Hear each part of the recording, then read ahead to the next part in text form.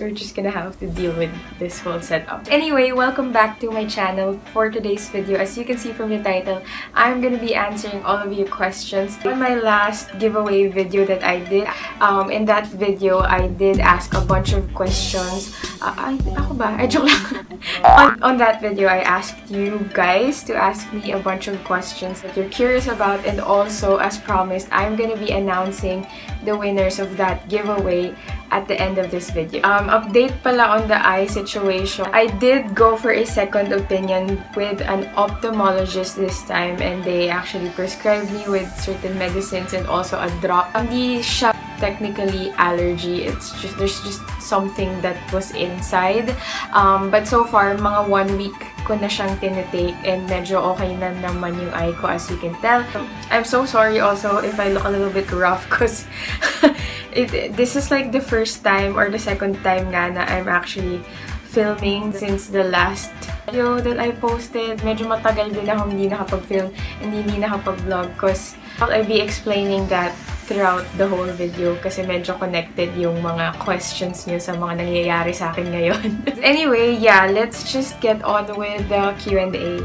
So, I'm gonna be answering all of your questions as I've said earlier. Most of your questions medyo similar from each other. So, what I'm gonna be doing is pag nasagot ko na yung question na yun, I'm just gonna be moving on to the other question that you have. Kunyari, isang person, may kadugtong siya na question. So, I'm just gonna answer the other questions. So, let's start. Maria Rosa, my question is, what is your course? Are you taking up architecture or engineering? And I am planning to take civil engineer in college. Any advice po? So I am taking up Bachelor of Science in Interior Design. Actually, ang funny because a lot of you are asking and walang nakaguess ng interior design. Everyone's saying architecture, engineering. Yes, I am taking up interior design. In a gist, interior design is we are the ones doing the interior of a structure. It's also a very extensive job kasi you're gonna be thinking about the materials for everything inside, like the doorknob, yung mga socket, not just like from the curtains to the bed, like overall, the skeleton part of it pa lang to the dress-up part. If you want me to talk more about that, I would love to. So just comment it down below. To move on to her next question. Plan siya mag-take ng civil engineer. So, as the name implies, civil engineer, civil work. So, if gusto mo talagang mag-build ng mga buildings, mga road, bridges, total construction work siya. And it's something na passionate ka about and interested ka, I think you should go for it. If nakikita mo yung sarili mo na yun yung ginagawa mo in the next 5 or 10 years, considering all of the other factors such as, syempre, kailangan mo dun maging discipline, kailangan mo rin maging detail-oriented. Again, overall, if gusto mo talaga yun and if nagsaspark talaga yun ng interest mo, very exciting profession. Pag-isipan mo siya if gusto mo talaga yon, and like try to make research din, and then kausapin mo yung self mo if ito ba yung gusto ko talaga, like ito ba yung nakikita kong ginagawa ko. So, one is from Phoebe. What is my favorite brand of acrylic? Hindi pa ako talaga nag-explore with acrylic kung paint man tong nire-refer mo, pero if man I do in the future, i-vlog ko na lang yon for sure and papakita ko sa inyo. From Aliona, ang question niya is, how do you handle online classes? Last year, when all of this happened, hindi pa namin tinuloy yung classes namin. Parang lumipas pa ng mga ilang months when the school decided to transfer to online classes na lang and finish the term. Mga last year, medyo madali pa kasi puro lecture lang. Ngayon, medyo mahirap na siya kasi most of my subjects this term are all plates. Mga like, we're literally doing plates in every subject. So, mas mahirap siya kasi all of the profs are still expecting you to produce the plate on time. And hindi siya ganun kadali, honestly. Why one of the reasons din hindi ako masyado nakakapag-vlog kasi most of my time is like going into the online classes or just on the plates alone. So, ayun. Grace, graduate ka na po ba, ate? What course yung kinuha mo? Hindi pa ako graduate. I still have a year and a half, I think. Konting push na lang. Graduate na. Hope one naman is from Claudine. She's asking, ano po yung hobbies nyo? Para po kasing mahilig kayong mag-drawing. Mahilig ako mag-drawing, pero ang hobby ko talaga is, as you can tell from most of my vlogs or my videos, mahilig akong mag-MMA, mixed martial arts. Mahilig akong mag-workout. Like, yung workout kasi sa akin, hindi pang papayat or whatnot. Parang, hinahanap-hanap ko talaga siya. Parang, something na gustong-gusto kong gawin kung bored man ako, kung sad man ako, kung masaya man ako. In terms of arts naman, I like doing like clay art or arts and crafts, ganyan.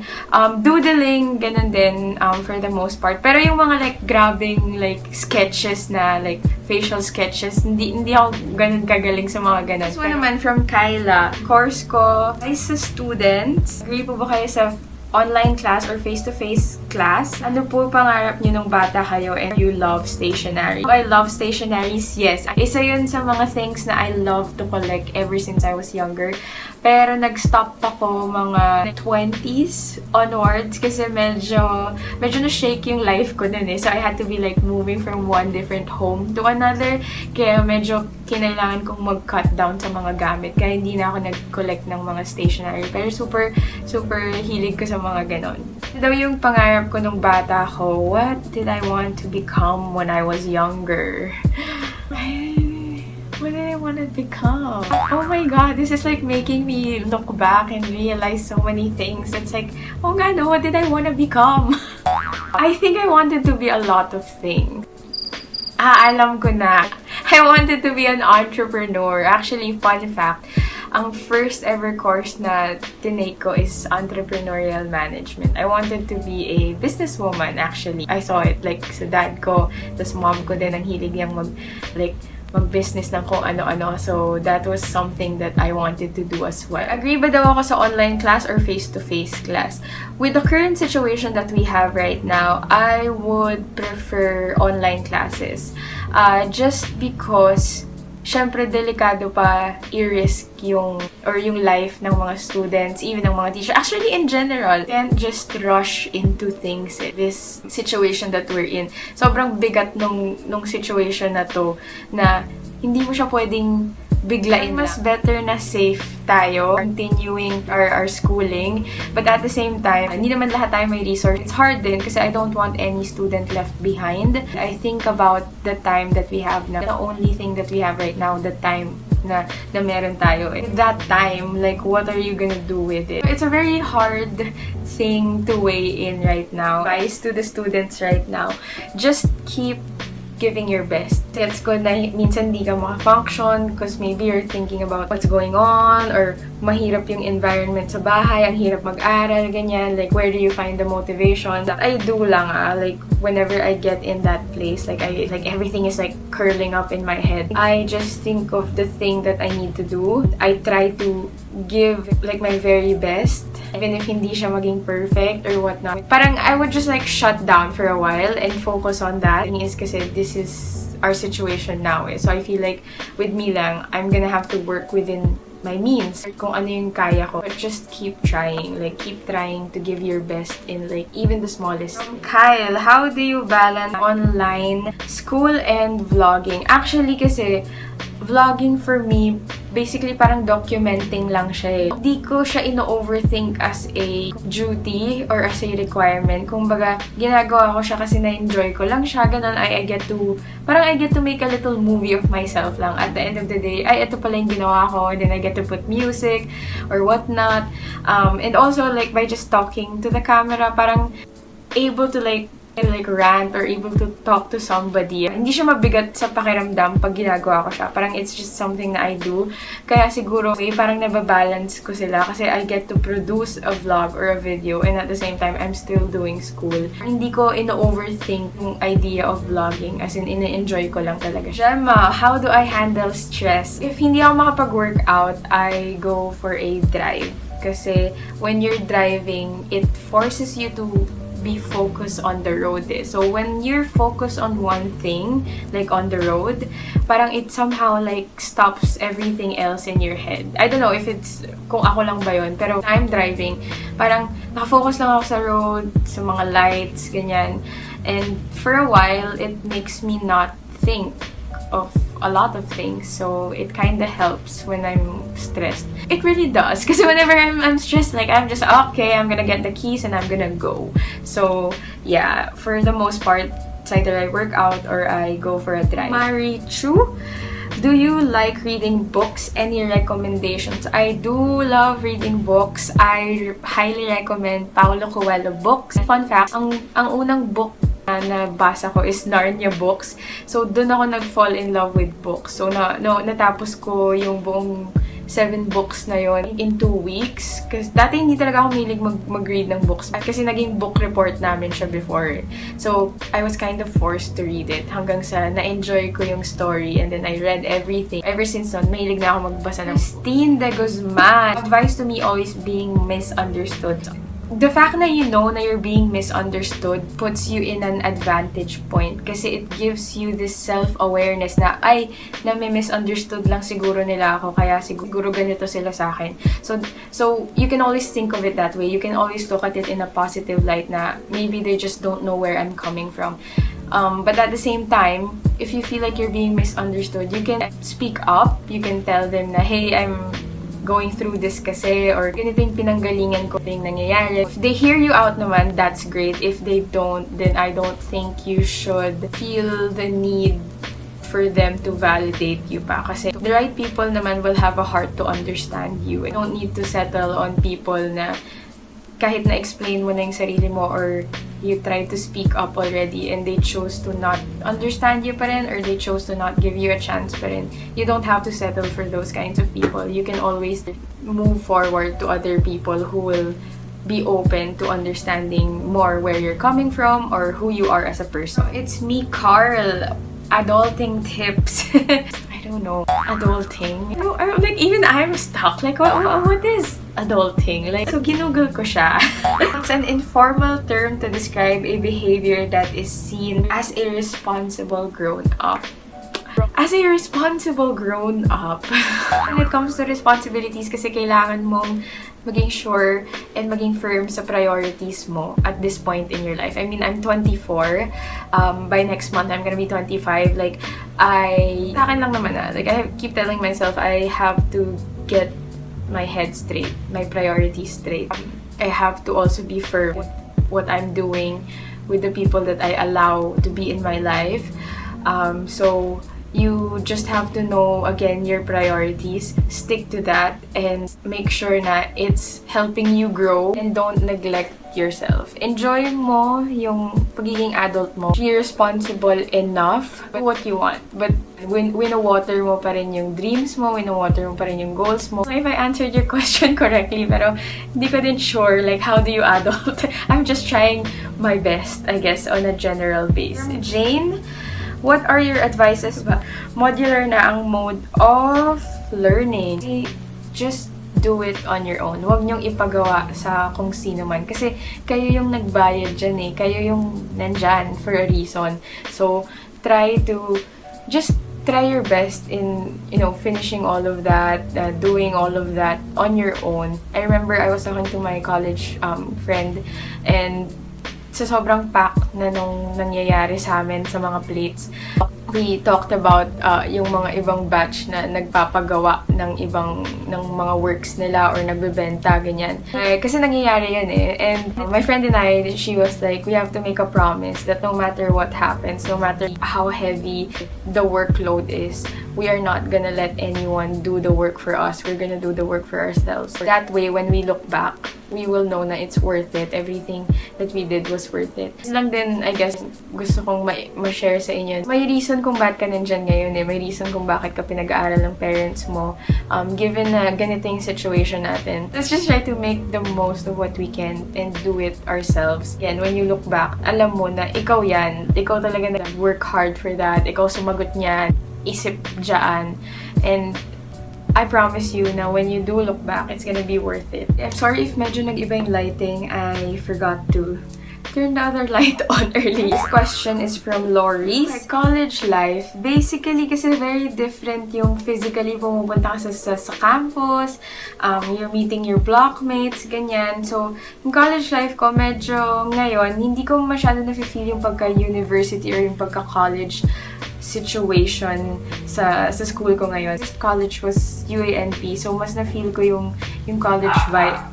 Yung aso. Mas na-feel ko yung college vibes doon kasi parang, mas na-feel the dog finally calmed down. But anyway, yung sa other college ko, mas na-feel ko dun yung parang university feels. Like, kasi bigger yung campus, and then, yun nga, makikita mo yung different, like, sobrang daming students, ganyan. Yung typical naman. With that naman, with my school naman now, very focused ka as an interior design student. So, everyone in the campus, yun lang din yung course na tinatake. Mas na-narrow down yung focus mo. College life in general naman, it's an adventure, to say the least. Nung hindi pa ganito yung setup, is it hard to do an online class as a college student? Yes, very much. Especially with my course.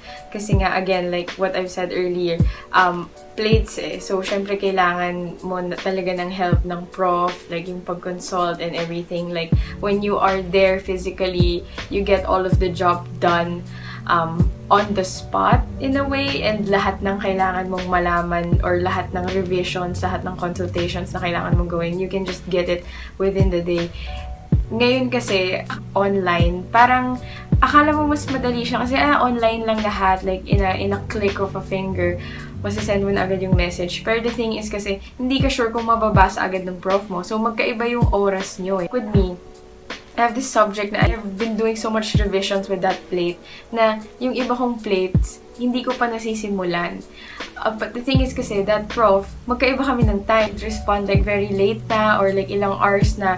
So parang, instead of kuha ko na lahat ng kailangan kong tips or consultation from him in one sitting, paantayan kami ng oras. So may factor na ganun. Kaya medyo mahirap din siya. So, ang tip ko if you are taking up architecture online, prepare yourselves. It's a very exciting course as well to take, a career to take. So if that's something naman na nakikita nyo nga na ginagawa nyo in the next coming years, and also truly passionate kayo about it or interested talaga kayo about it, just go for it. Always remember na lahat naman ng bagay pinaghihirapan and meron ka talagang pagdadaanan in order to get somewhere. So, yun lang talaga. Medyo mahirap lang talaga ngayon, I think, the setup. Pero, we just have to make do with what we have. From Diana? Tama ba? Diana? Who motivates you to become a YouTuber, and any advice po for students to become more productive? Oh, no one specifically motivated me to be a YouTuber. Kumbaga, hindi ko nga din kinoconsider yun na ganun ako. Parang, kumbaga, yun nga, like what I've said earlier. Like with the vlogging question, I just really do it. Parang ini-enjoy ko lang talaga siya gawin. Kasi nga, again, I can look back at my days. I get to edit it. Like yun, make a mini movie out of what I did throughout the day. Say, in the next 10 years, I can look back and say, ito pala yung mga ginawa ko during those years or during those days. Or even yung mga sit-down videos ko.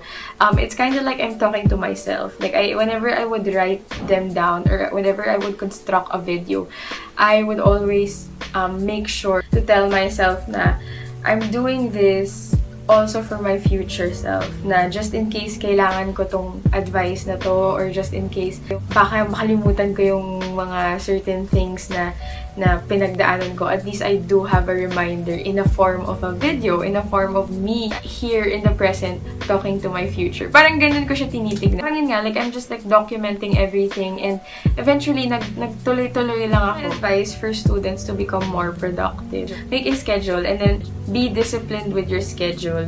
Like lagay nyo yung for school, health, for yourself, ganon. When you don't write or when you don't make like a list of the things that you need to do or schedule yourself or organize everything that you need to do nga, you would just wake up and ask yourself, ano yung gagawin ko today? Mahirap kasing ganun eh. Dun ka nakaka-waste ng time eh. Pero when you like jotted down everything that you need to do and you sort of schedule it nga, mas madami kang nagagawa. Like, meron ka ng kumbaga sinusundan na to-do list or na pattern for you to execute within the day. So, I feel like with me lang parang mas nagiging productive ako kapag gumagawa ako ng schedule para sa sarili ko. Okay, from Carl Mix naman, found myself so lazy and all the things was so messy. Can you give us an advice? Kung magulo talaga yung gamit nyo, it's really, really hard talaga to work. Kung magulo yung surroundings mo, medyo mahirap talagang mag-function or mahirap talagang makapag-execute ng something. So, maybe you can tidy up your workspace muna. Make sure na all of your surroundings is kumbaga in tune with what you're about to do. So set up mo na yung mga pencils mo or mga, I don't know, paint brushes mo, like whatever it is na to tidy up first your surroundings. That way, mas madami kang space to study or to work on the things that you have to work on. From Josephine, what is the most important lesson you have learned during this pandemic? In a gist, I think value time. Make the most of the time that you have now with whatever that you can do, with whatever that you have. Because we have no assurance of what's gonna happen in the next coming days, who's gonna be with us and who's not gonna be with us. So the time that we have now, what are you gonna do about it? So ways to have peace of mind. Whatever it is that's bothering you, whatever it is that's like messing up in your head, try to like address it. Personally lang naman na, like in order for me to have like peace of mind, if I'm struggling with something or if I have like issue with someone, mas gusto kong i-approach yung situation rather than distracting myself and burying the issue. Would go and approach the situation, deal with the situation, forgive myself. When it's done, whether it goes in a good way or not, at least hinarap mo. At least you put yourself there to deal with the situation rather than running away from it. Kasi feeling ko when you don't have peace of mind, it's because you're trying to avoid a lot of things and you're trying to not deal with a lot of things. When we face our fears, when we face our problems, when we deal with them, we get clarity kasi. Whether the outcome goes smoothly or goes rough, at least there was an outcome. At least merong naging resolution na pag-usapan or na-deal. Then, you can go home with peace in yourself knowing na this situation is over, this situation is done, I approached it, and it is what it is. So, rather than running away from the things that are bothering you, I feel like you should approach it. Because when you approach it, you get clarity and then you get peace. From Sheena, I really want to know how you manage to do all the activities without being distracted po. I think discipline.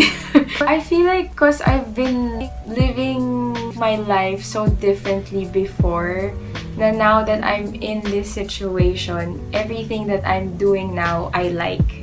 Even if it's hard, even if it's challenging, everything na I am putting my energy into is something that I truly want and I am truly passionate about. So if this is about like the working out or school, other things, like kunyari ito vlogging, lahat kasi yon gusto ko.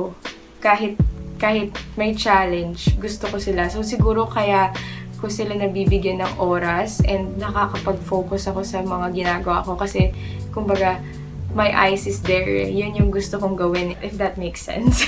Okay, lastly, how do I handle or organize my schedule? Yung schedule ng classes, medyo bearable siya. Pero yung schedule nung amount of work, it's eating me up alive, actually. Kaya hindi din ako masyadong, again, nakakapag-vlog and produce a lot of videos kasi medyo madami na yung plates ko ngayon. So let's just go with the overall. Like, I just set a specific day. So for example, like pag Sundays, yun yung errands day ko. I do my laundry, I do grocery on that day.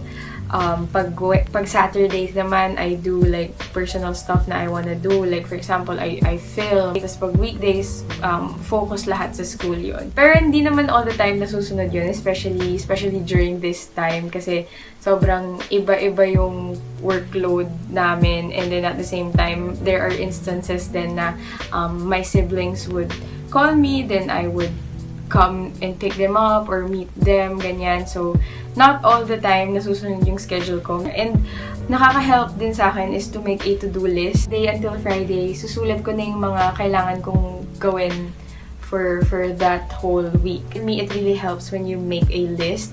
At least nagkakaroon kayo ng overview of yung mga things na kailangan yung gawin. And at the same time, nabibigyan nyo ng sarili nyo nabibigyan nyo yung sarili nyo ng heads up. You're able to give yourself a heads up on the things that you need to do for the week or for the month. So, I think I did a video about like organizing situation. I'm gonna try to find that and then leave a link here on the screen tsaka on the description box down below just in case you want to check it out. So that is everything. All of the questions. I just want to say thank you to everyone who participated in this giveaway, everyone who asked questions. I really do appreciate it. And also yung mga other people na nag-comment, like all of the encouraging things that you've said. Thank you so much. You are all so sweet. I'm gonna be flashing the names of the winner here.